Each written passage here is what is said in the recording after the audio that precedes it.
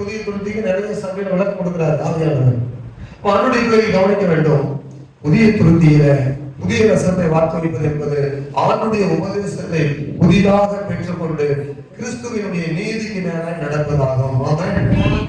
பாருங்க, ரோமர் 6:18 படிக்கும்போது புதிய துருத்தி என்ன செய்கிறது? 6:18 பாவத்தினின்று நீங்கள் விடுதலையாக்கப்பட்டு நீதிக்கு அடிமையானதனால்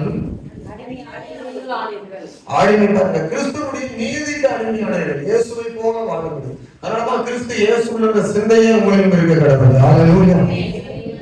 பழைய மனிதனுடைய வாழ்க்கை எப்படி வேணாலும் பேசுவோம், எப்படி வேணாலும் நடப்போம், எப்படி வேணாலும். ஆனா இப்போ வந்து நம்ம கிறிஸ்துவை போல மாற்றப்படுகிறோம். கிறிஸ்துவை போல என்ன செய்யப்படுகிறோம்?